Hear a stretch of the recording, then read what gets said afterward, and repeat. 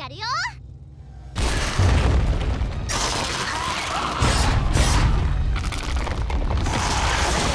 The Sword Art Online Fractured Daydream open network test took place over the weekend, offering a solid glimpse into what fans can expect from this upcoming release, and I had the opportunity to dive into the action. This test didn't dip into the story or single-player modes. Instead, players were provided a brief yet telling experience of how the co-op systems and mission structures function in the multiplayer settings. After having previously played a demo, I'm finally able to see how this functions in the multiplayer mode. One thing is clear. Even though we've seen many Sword Art Online titles released over the years, this just might be the most SAO game I've ever played. But the time investment required to see everything this game has to offer might be a little too much.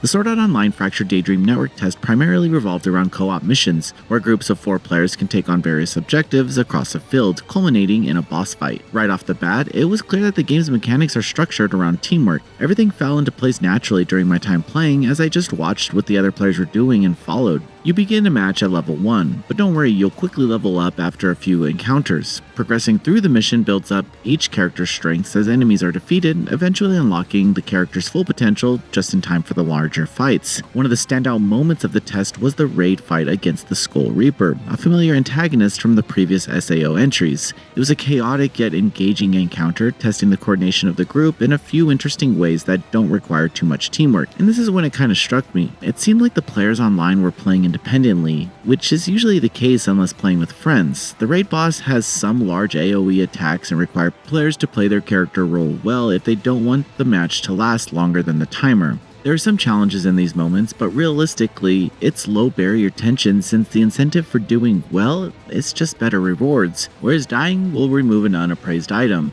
It'd be interesting to see how these raid bosses evolve because after a few hours, players were taking down the field bosses quickly due to the improved base stats of their character. I spent most of my time with Lyn, whose agile gunplay and nimble movement made her a standout choice for my playstyle. What's nice about Fractured Daydream is that each character feels distinct with their own sets of abilities and movesets that cater to their different roles. Lyn's quick action and high mobility made her perfect for dodging in and out of combat, which became crucial during the more hectic boss fights.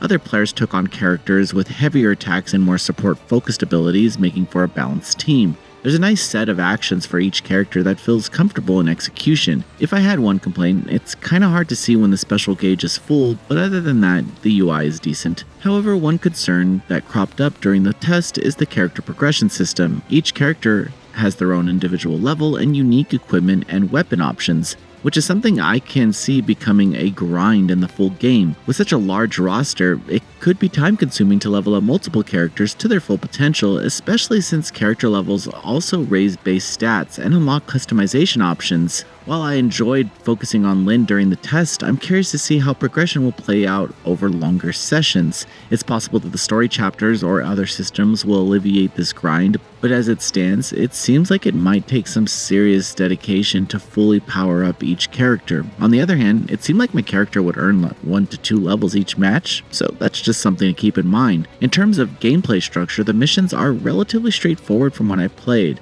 with objectives that lead to boss encounters. Once you activate a mission, other teams can meet in the mission area to take down enemies together. The missions are unique enough, but there's no tutorial for some of the more complex ones, which only adds to the early confusion. That said, once you figure them all out, it becomes more natural, but I will need to see some more field missions in the full game. Sword Art Online Fractured Daydream is an enjoyable SEO title. Sure, it's missing a character creator, but I believe there are enough characters here to find one that you relate to the most if you require that level of immersion. I'm holding out to see if this will be overly grindy in the full release, along with the variety of online missions and environments, but from what I played, I was having a great time. There's a nice pool of rewards and game loop here that keeps you playing. The matches aren't obnoxiously long, and you're constantly getting new gear with unique stat differences and buffs. But again, I'm still holding out to experience the entire package. Regardless, there's a lot of potential here to reach new gamers and potentially even create new fans of the SAO IP. I'm excited to see where the online community takes this game because that will ultimately be the factor in whether or not it gets post-launch support.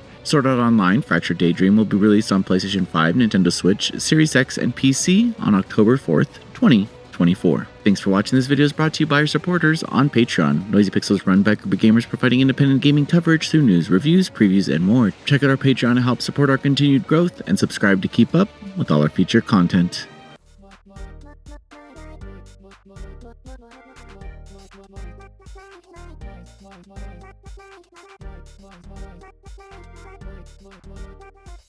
Noisy Pixel.